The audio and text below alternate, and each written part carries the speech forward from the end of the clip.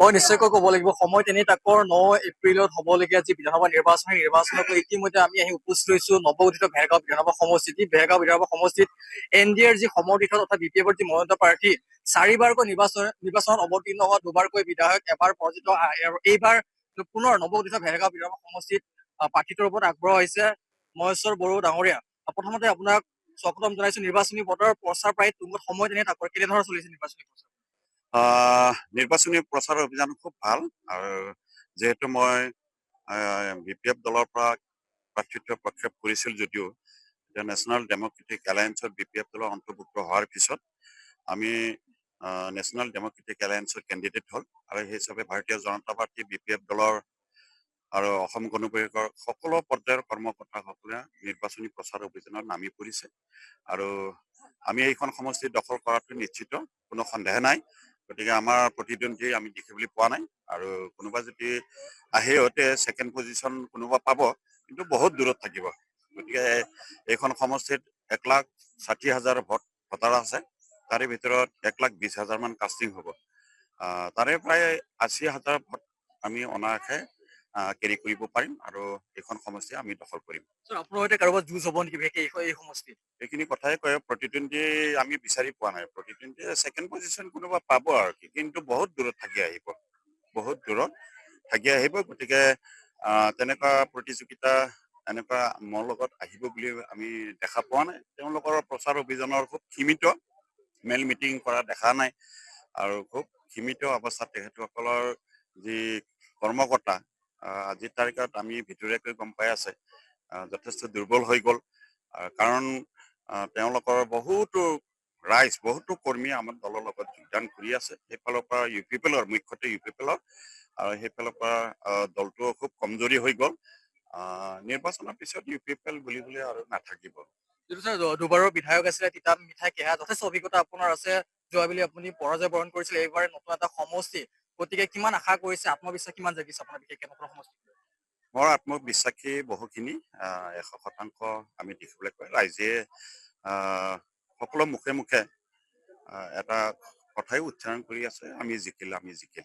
গতিকে সেইফালৰ পৰা নিঃসন্দেহে অভিজ্ঞতা আছে মোৰ বিধায়ক হোৱাৰো আৰু যথেষ্টখিনি ৰাজ্যক আহি থকা দিনত সঁচাকৈ যদি দায়িত্ব অৰ্পণ কৰে মই সেৱা কৰিবৰ কাৰণে মই ফিজিকেলি মেণ্টেলি মই প্ৰস্তুত হৈছোঁ। গতিকে অনায়াসে আমি যি দেখা পাইছোঁ আহি থকা দিনটো খুব আমাৰ কাৰণে, ৰাইজৰ কাৰণে খুব ভাল দিন আহিব।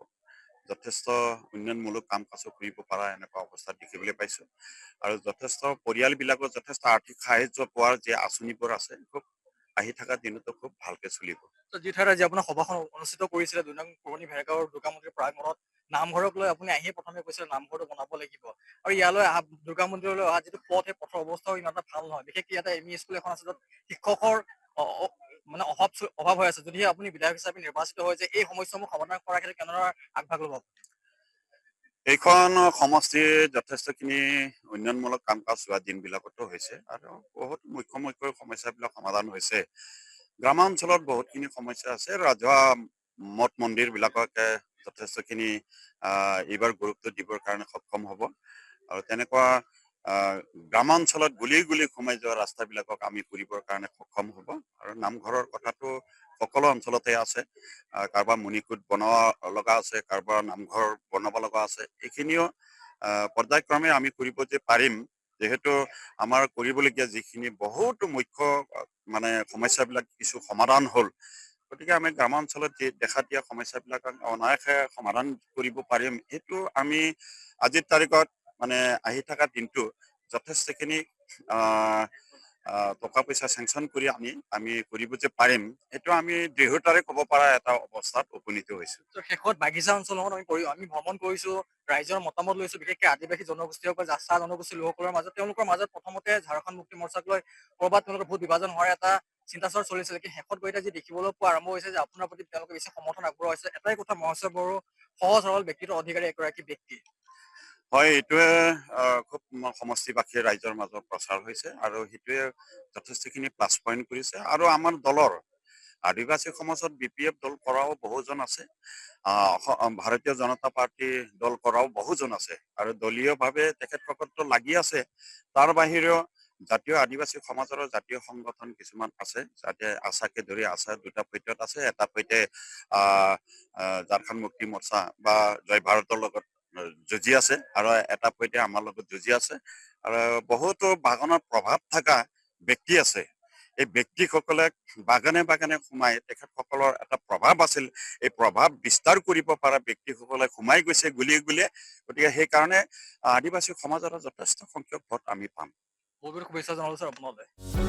যিকোনো খবৰৰ বাবে যোগাযোগ কৰক আমাৰ এই নম্বৰত 9181 307 2221।